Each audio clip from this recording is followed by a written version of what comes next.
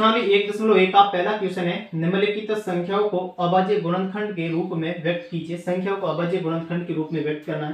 पहला आपको दे रखा है 140, तो 140 को अभाज्य गुणनखंड में अभाज्य संख्या कौन सी होती है? सबसे छोटी अभाज्य संख्या 2 है, उसके बाद में 3 है, उसके बाद में 5 है, उसके बाद में 7 है, उसके बाद में 11 है, 13 है। इस प्रकार से सभी अभाज्य संख्याओं का भाग देना होता है।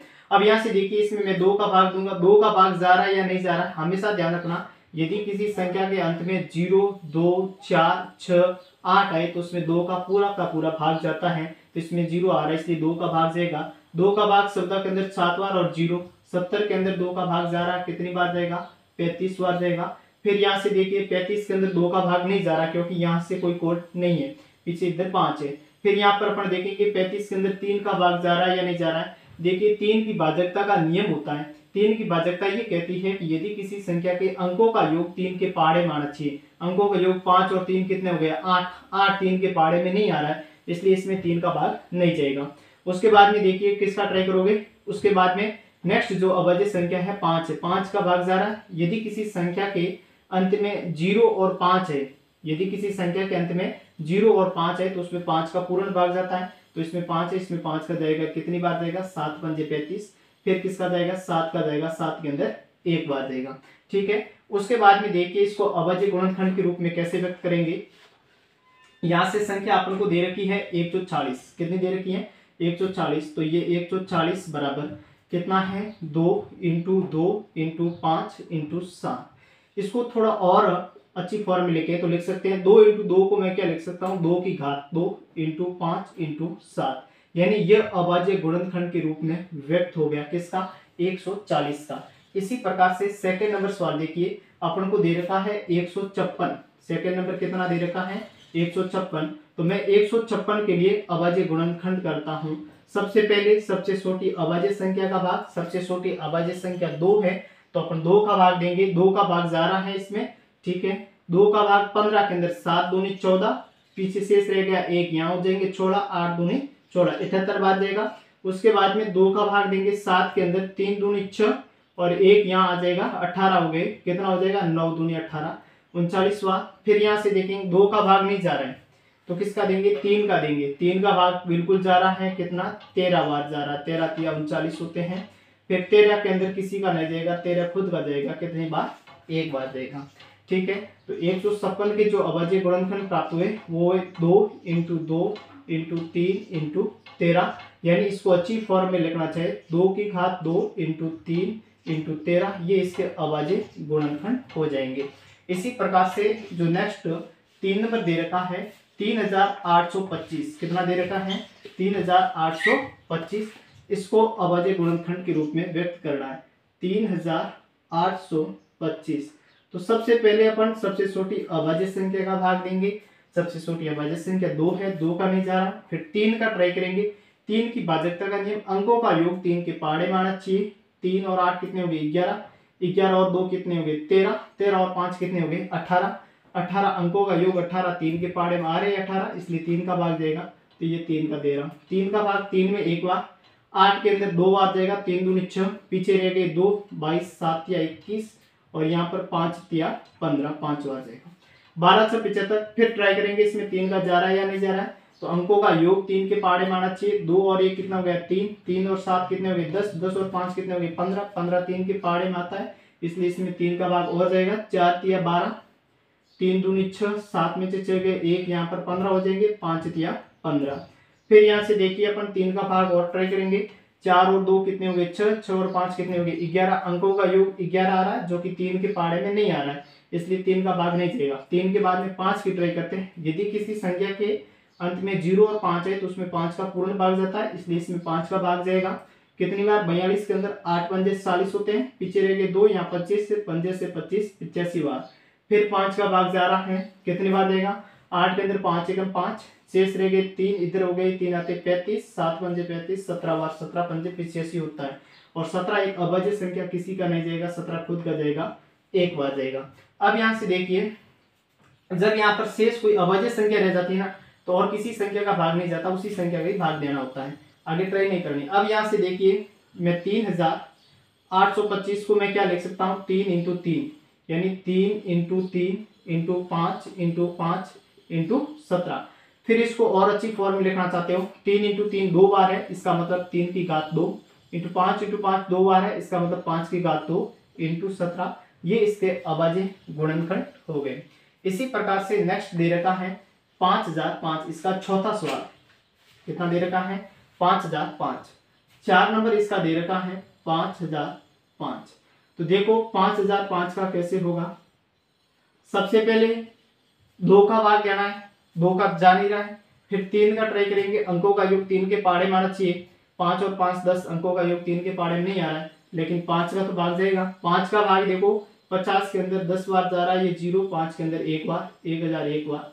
फिर यहाँ से देखेंगे किस संख्या का भाग जा रहा है, यहाँ पर 5 का भाग नहीं जा रहा, तो किसका जाएगा 7 का देखते हैं, 7 एकम 7, फिर यहाँ से 3 रह गई 30, 7 चौके 28, 2 7 का भाग जा रहा है, तो किसका जा रहा है 7 का। 7 का 10 के अंदर 7 एकम 7, 10 में से 7 गए 3, यहाँ हो गए 30, और 7 चौके कितने होते हैं 28, और 30 में से 28 गए 2, 21, 7 के 21। वैसे अगर समझ में नहीं आया तो ये देखिए 1001, इसमें 7 का भाग 7 एकम 7, 10 में से 7 गए 3, 1 0 नीचे आया 30, 7 चौके 28, 30 में से 28 के 2, 1 नीचे आया 21, 7 या 21, 143 बार जा रहा है। उसके बाद में देखिए फिर यहाँ से देखेंगे 7 का भाग जा रहा है क्या, 7 का भाग 143 के अंदर नहीं जा रहा है। फिर 7 के बाद में कौन सी आती है 11, 11 एकम 11, पीछे रह गए 11 का भाग जा रहा है, 11 एकम 11। अब 14 में से 11 गए, पीछे रह गए 3, और यहाँ 33, 11 33 13 बार, फिर 13 का भाग जा रहा है कितनी बार 1 बार। तो मैं इसको अभाज्य टुकड़े क्या होंगे इसके 5005 के अभाज्य टुकड़े बराबर ऐसे लिखना है 5005 बराबर 5 इंटू 7 इंटू 11 इंटू 13, फिर लिखोगे बराबर, इसमें कोई संख्या डबल है नहीं तो घात के रूप में आएंगे नहीं, तो यही आपका क्या होगा आंसर होगा। नेक्स्ट सेकंड नंबर क्वेश्चन है पूर्णांकों के निम्नलिखित युग्मों के एचसीएफ और एलसीएम ज्ञात कीजिए। इसकी जांच कीजिए कि दो संख्याओं का गुणनफल एलसीएम इंटू एचसीएफ है नहीं। अपन को पहले एचसीएफ और एलसीएम ज्ञात करने हैं इन पूर्णांकों के, फिर अपन को एक जांच करनी है कि इन दो संख्याओं का गुणा करने पर और एलसीएम और एचसीएफ का गुणा करें क्या ये दोनों आपस में बराबर होते हैं या नहीं होते। तो सबसे पहले अपन इसका एलसीएम निकालते हैं। तो देखिए यहाँ से 26 से एलसीएम और एचसीएफ ज्ञात करने के लिए पहले इसके अभाज्य गुणनखंड करने पड़ेंगे। तो 26 के अंदर मैं 2 का भाग दूंगा, कितनी बार देगा 13 बार। फिर 13 के अंदर 13 का भाग देगा, कितनी बार देगा 1 बार। और इसी प्रकार से आप 91 के करेंगे, ये 91, इसके अंदर 2 का तो नहीं जा रहा है, न 3 का भाग जा रहा है, तो किसका जा रहा है 7 का भाग जा रहा है, कितनी बार जा रहा है 13 बार जा रहा है। 13 7 कितने होते हैं 91 होते हैं। और उसके बाद में यहाँ पर 13 का भाग जा रहा है, कितनी बार जा रहा है 1 बार जा रहा है। देखो 26 के जो अभाज्य गुणनखंड है वो क्या है 2 इंटू 13, और जो 91 दे रखा है इसके अभाज्य गुणनखंड है 7 इंटू 13। ठीक है, अब यहाँ से देखेंगे अपन इसका एलसीएम क्या आता है। एलसीएम का मतलब ये होता है कोई भी अधिकतम गुणनखंड कितनी बार आया उसको लेना होता है। यहाँ से देखो यहाँ पर कितना आया 2 इंटू 13, ठीक है 13, यहाँ पर भी 1 बार है, यहाँ पर भी 1 बार है, तो 1 बार बाहर ले लिया, और यहाँ पर और कौन सा बचा 7, 2 इंटू 13 इंटू 7, जो अधिकतम गुणनखंड आया है उसको लेना। यहाँ पर देखो इस पूरे गुणनखंड के अंदर 2 कितनी बार आया है, अधिकतम 1 बार है, तो 1 बार बाहर ले लिया। यहाँ पर 13 अधिकतम कितनी बार आया हुआ है 1 बार आया हुआ है, तो 1 बार बाहर ले लिया। इसमें भी 1 बार, इसमें भी 1 बार, ऐसा नहीं इसमें भी ये ले लो और ये ले लो, ये गलत हो जाएगा। तो अपन को अधिकतम जितनी बार आया उसको लेना है। और 7 कितनी बार 1 बार आया, तो इसमें 1 बार बाहर ले लिया। अब यहाँ से देखिए एलसीएम कितना आएगा, 13 इंटू 2 करोगे कितना हो जाएगा 26 हो जाएगा। और फिर अपन को करना है 26 इंटू 7 करना है, 7 7 42 का 2 हासिल के 4, 7 2 14 और 4 18, 182 आ गया। कितना आ गया 182। उसके बाद में एचसीएफ ज्ञात करना। एचसीएफ क्या होता है, एचसीएफ कॉमन गुणनखंड होगा, यानी जो दोनों के अंदर है। ऐसा कौन सा गुणनखंड है जो दोनों के अंदर है, वो है 13। कौन सा है 13, तो एचसीएफ इसका आ जाएगा 13। कितना आ जाएगा 13 आ जाएगा। अब यहाँ से देखिए क्वेश्चन क्या कह रहा है कि अपन को जांच करनी कि दो संख्याओं का गुणनफल, दो संख्याएं कौन सी है 26, तो ये करोगे 26 इंटू 91, इन दोनों का गुणनफल किसके बराबर होना चाहिए एलसीएम इंटू एचसीएफ। एलसीएम कितना आया 182 और एचसीएफ कितना आया 13, ये दोनों गुणनफल आपस में बराबर होने चाहिए। ठीक है, तो यहाँ से गुणा करते हैं अपन 26 इंटू 91 और 182 इंटू 13। देखिए 13 एकम 13, 13 दूनी कितना होता है 26 का 6 हासिल का 2 और 13 6 के 78, 13 7 91, 13 8 104, 104 और 2 जोड़ोगे 106, 106 का 6 हासिल का 10, 13 कम 13, 13 और 10 कितने हो गए 23, यानी 23 66। और जब आप 26 इंटू 91 करोगे तो भी कितना आएगा 23 66, यानी दो संख्याओं का गुणनफल एलसीएम इंटू एचसीएफ के हमेशा बराबर होता है, यानी फर्स्ट इंटू सेकेंड, पहली संख्या इंटू दूसरी संख्या बराबर हमेशा किसके होती है एलसीएम इंटू एचसीएफ के बराबर होती है। इसी प्रकार इसका दूसरा दे रखा है 510 और 92 का। तो सबसे पहले मैं 510 के अभाज्य गुणनखंड करता हूँ।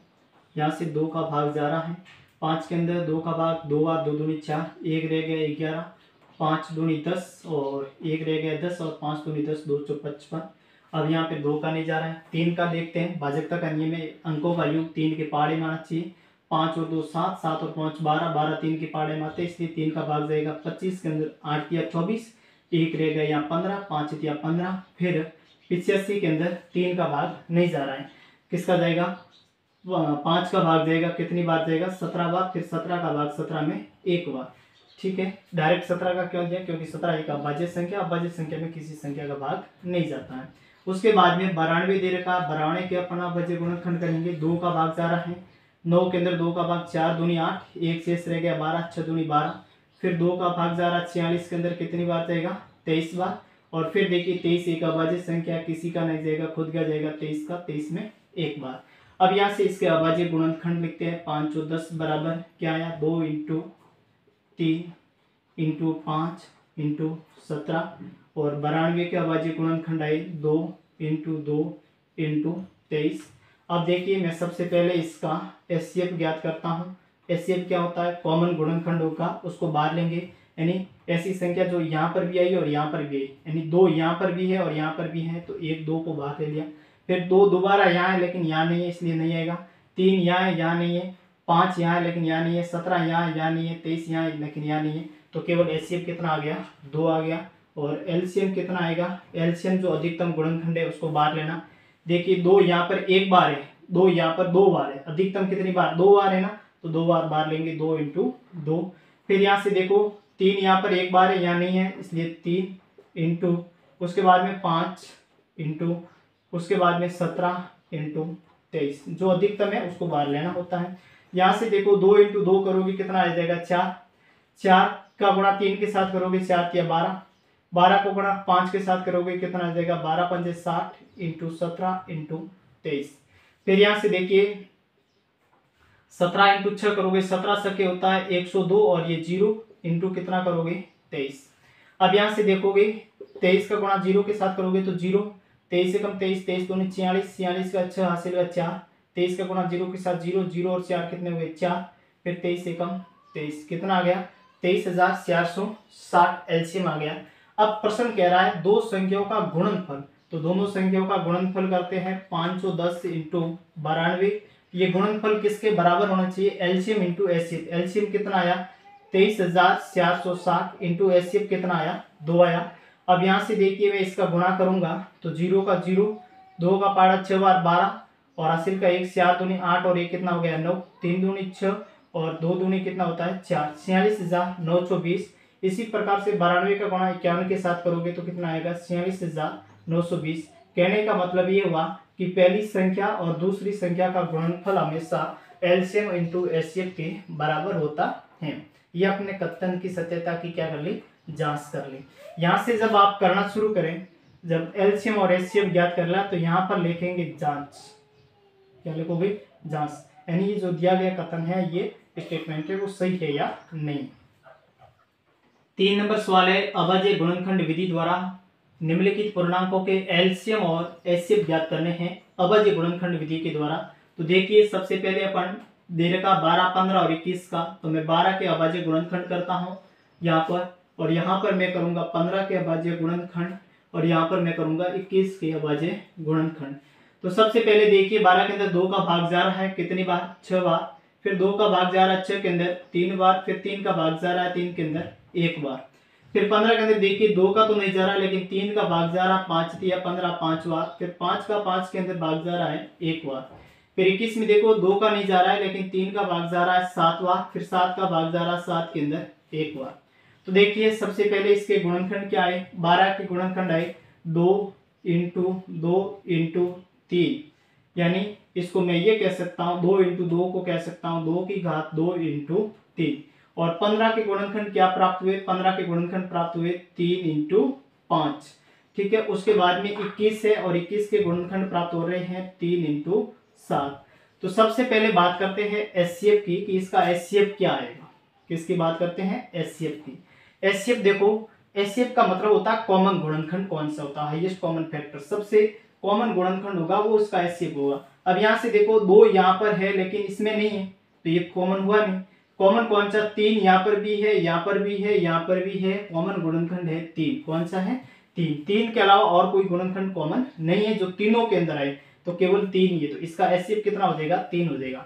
लेकिन एलसीएम ज्ञात करना हो तो क्या करना होता है, एलसीएम का मतलब ये हुआ जो हाईएस्ट बार है उसको लेना है, यानी जो अधिकतम बार है। इसमें देखो 2 बार आया हुआ है, इसमें 2 0 बार आया, इसमें 2 0 बार आया, यानी इसमें 2 की घात 2 है, इसमें 2 की घात 0 और इसमें 2 की घात 0। अधिकतम घात कौन सी है, अधिकतम घात ये, तो अपन 2 की घात 2 को बाहर लेंगे, यानी 2 इंटू 2 को बाहर ले लेंगे। फिर यहाँ से देखिए 3 यहाँ पर एक बार, यहाँ पर भी एक बार, यहाँ पर भी एक बार, तो ये एक बार बाहर ले लिया, सब में बराबर है। इंटू उसके बाद में 2 3 5, 5 भी एक बार है, 5 और 7 भी एक बार है, इंटू 7। 2 इंटू 2 करोगे 4, 4 इंटू 3 करोगे 12, 12 इंटू 5 करोगे 60। और यहाँ से देखिए 60 इंटू 7, 6 7 कितने होते हैं, 42 होते हैं, 420। एलसीएम कितना आ गया, 420 आ गया। ठीक है, इसी प्रकार से सेकंड नंबर सवाल 17 23 और 29 का। तो सबसे पहले मैं 17 का अभाज्य गुणनखंड करता हूं, ये 17, ये 23 और ये 29। देखो ये तीनों अभाज्य संख्या है और अभाज्य संख्या का हमेशा एचसीएफ एक ही प्राप्त होता है। 17 का भाग अभाज्य संख्या, इसलिए 17 खुद का जाएगा और किसी का नहीं जाएगा एक बार। 23 के अंदर 23 का भाग खुद का जाएगा और किसी का नहीं जाएगा क्योंकि अभाज्य संख्या। 29 भी अभाज्य संख्या, 29 खुद का जाएगा। तो 17 के टुकड़े हो गए, बराबर क्या लिख सकता हूं मैं, 17 को मैं लिख सकता हूं 1 इंटू 17 और 23 को मैं क्या लिख सकता हूं, एक तो सबका गुणनखंड होता ही है, 23 को मैं लिख सकता हूं 1 इंटू 23 और मैं 29 को क्या लिख सकता हूं, 29 को मैं लिख सकता हूं 1 इंटू 29। एचसीएफ, एचसीएफ का मतलब क्या होता है, जो कॉमन गुणनखंड है, कॉमन गुणनखंड कोई नहीं तो एक तो हमेशा कॉमन गुणनखंड होता ही है, तो इसका एचसीएफ कितना आ जाएगा, 1 आ जाएगा। ध्यान रखना यदि किसी संख्या के कोई भी गुणनखंड कॉमन नहीं दिख रहा है तो उसका एचसीएफ हमेशा और हमेशा 1 ही होता है। और यदि सारी की सारी अभाज्य संख्या है तो उस अभाज्य संख्याओं का एचसीएफ हमेशा 1 ही होता है। उसके बाद में अपन को क्या ज्ञात करना है, एलसीएम ज्ञात करना है। एलसीएम क्या होता है, एलसीएम तो सभी को बाहर लेना होता है, 17 इंटू 23 इंटू 29 करना पड़ेगा।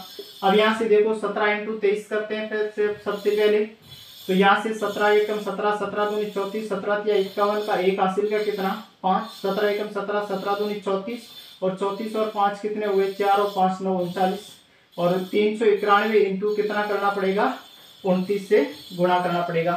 तो यहाँ से देखिए ये 391 इंटू 29, 9 एकम 9, 9 9 81 हासिल के 8, 9 27, 8 7 15 35 इंटू 2 एकम 2, 9 2 18 हासिल का 1, 3 2 6 और 1 कितना हो गया 7, 9 3 8 5 13 हासिल का 1, 7 3 10 और 1 11 कितना आ गया 11,339। इसका क्या आ जाएगा एलसीएम। इसी प्रकार से थर्ड नंबर जो सवाल दे रखा है, 3 नंबर सवाल दे रखा है 8 9 और 25। तो मैं सबसे पहले 8 के, उसके बाद में 9 के और उसके बाद में 25 के। 2 का भाग 8 के अंदर जा रहा है 4 बार, 2 का भाग जा रहा है 4 के अंदर 2 बार, 2 का भाग जा रहा है 2 के अंदर 1 बार। उसके बाद में देखेंगे यहाँ पर 9 के अंदर 2 का नहीं जा रहा लेकिन 3 का जा रहा है, कितनी बार 3 बार, 3 का भाग 3 के अंदर 1 बार। 25 के अंदर न तो 2 का जा रहा न 3 का जा रहा, 5 का जा रहा है, कितनी बार 5 बार, 5 का भाग 5 में 1 बार। तो यहाँ से 8 के गुणनखंड क्या हुए 2 इंटू 2 इंटू 2, मैं इसको ये लिख सकता हूँ 2 की घात कितनी 3। और 9 के गुणनखंड क्या होंगे 3 इंटू 3, यानी इसको मैं ये लिख सकता हूँ 3 की घात कितनी है 2, क्योंकि 2 बार गुणा हो रहा है। इसी प्रकार से 25 को मैं क्या लिख सकता हूँ 5 इंटू 5, यानी 5 की घात कितनी हो रही है दो हो रही है एचसीएफ। क्या ज्ञात करना है? एचसीएफ। ऐसा कोई गुणनखंड बताओ जो कॉमन आया हुआ हो। 5 यहाँ है लेकिन इसमें नहीं है, 3 यहाँ है लेकिन इसमें नहीं है, 2 यहाँ लेकिन इसमें नहीं है, कोई कॉमन गुणनखंड नहीं है। यदि किसी संख्या का कोई कॉमन गुणनखंड न हो तो उसका एक तो होता ही, तो इसका एचसीएफ कितना आ जाएगा? 1 आ जाएगा। और एलसीएम करना है। एलसीएम कितना होगा? तो एलसीएम 2 की घात 3 मतलब 2 इंटू 2 की घात 3 डायरेक्ट लिख सकते हो। 2 की घात 3 इंटू 3 की घात 2 इंटू 5 की घात 2। 2 की घात 3 का मान 8 होता है, इंटू 3 की घात 2 का मान कितना होता है? 9, और 5 की घात 2 का मान होता है 25। 8 9 होते हैं 72 इंटू क्या करोगे? 25। 25 से कम 25, 25 दूनी 50 का 5 हासिल के 50 का 0 हासिल के 5, 25 छक्के कितने होते हैं? 150। 25 आते 175 और 175 5 जोड़ोगे कितना हो जाएगा? 125। तो एलसीएम कितना आ गया? 1800। 4 नंबर दे रखा है एचसीएफ बराबर 9। संख्या है 300 और 657 का एचसीएफ 9 है। एलसीएम दे रखा है 300 और 657 का ज्ञात करना है। देखिए अपने ये तीसरा क्वेश्चन किया था, तीसरा था दूसरा, उसमें आपने ये पढ़ा था कि दो संख्याओं का गुणनफल, क्या पढ़ा था? कि दो संख्याओं का गुणनफल किसके बराबर होता है? दो संख्याओं का गुणनफल होता है किसके बराबर? एलसीएम इंटू एचसीएफ के बराबर होता है। अपने पास दो संख्याएं दे रखी है, इसका गुणा कीजिए। दो संख्याएं कौन सी है? 300 इंटू 657, इसका गुणनफल एलसीएम इंटू एचसीएफ। एलसीएम ज्ञात करना है तो इसकी जगह मैं एलसीएम ही रहने देता हूँ, इंटू एचसीएफ। एचसीएफ कितना दे रखा है? 9 दे रखा है। अब यहाँ से देखिए ये 9 इसके गुणा में इधर आके क्या हो जाएंगे? भाग में हो जाएंगे, यानी 300 इंटू 657 बटे 9 बराबर क्या आ गया? एलसीएम। अब यहाँ से देखिए 9 का भाग 9 में एक बार जा रहा है, 30 के अंदर 9 कितना होता है? 27। 3 बार, 3 6 रह गए 27, 4 बार 9 चौके कितना होता है? 34, 34 आ जाएगा। फिर यहाँ से 757 का गुणा 34 के साथ करना है, तो यहाँ से देखो ये 757 है, इसका गुणा 34 के साथ, 7 चौके 28 हासिल के 2, 4 पंजे 20, 2 22 हासिल के 2, 4 चौके 24 और 2 कितने हो गए? 26 इंटू 7 या 21 हासिल के 2, 5 या 15 17 हासिल के 1, 7 या 18 और 1 कितना हो गया? 19, 8 3 12 13 हासिल का 1 और 10 2 12 हासिल का 1 और 2, यानी 22,338। एलसीएम बराबर कितना आ गया? 22,338 is the correct answer.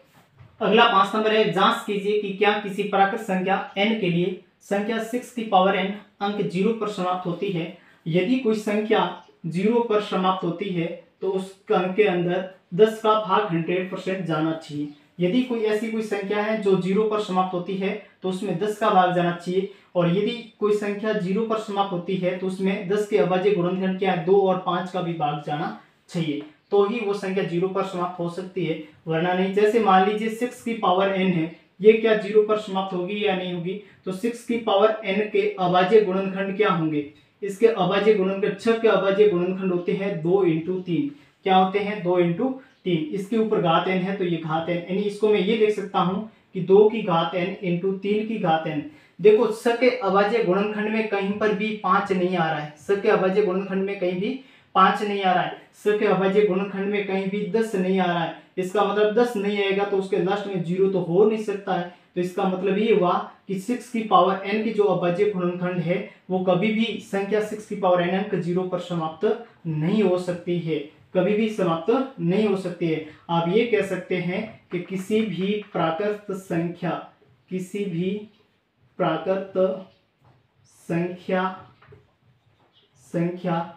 n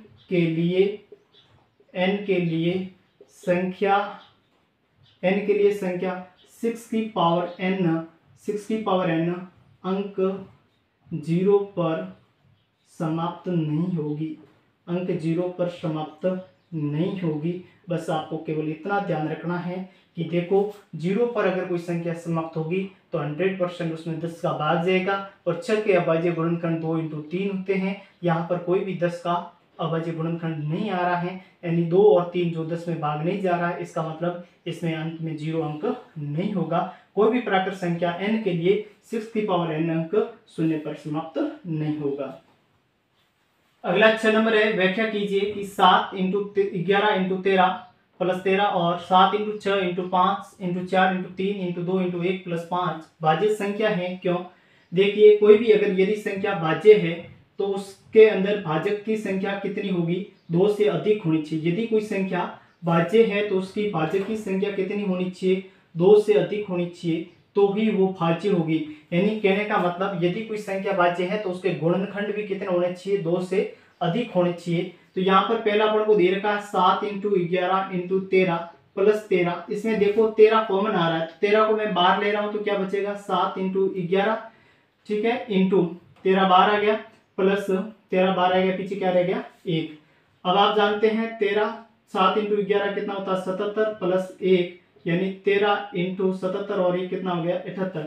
78 को मैं क्या लिख सकता हूँ? 13 सके 78, 13 गुणा 6 लिख सकता हूँ। 13 इंटू 78 की जगह मैं लिख रहा हूँ 13 इंटू 6।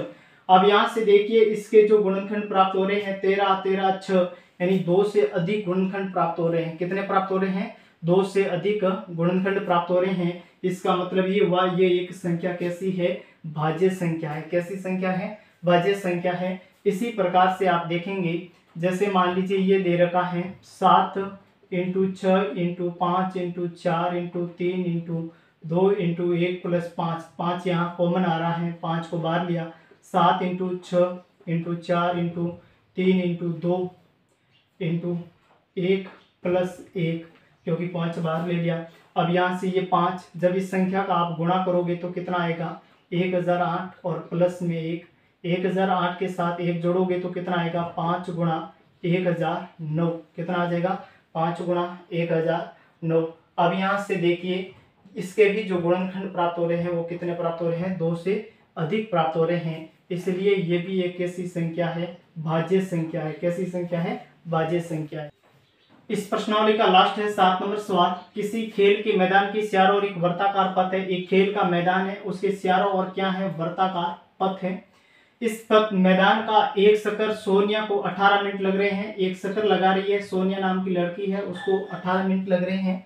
और जबकि इसी मैदान का एक चक्कर लगाने में रवि को कितने मिनट लग रहे हैं? रवि नाम का लड़का है, उसको लग रहे हैं 12 मिनट।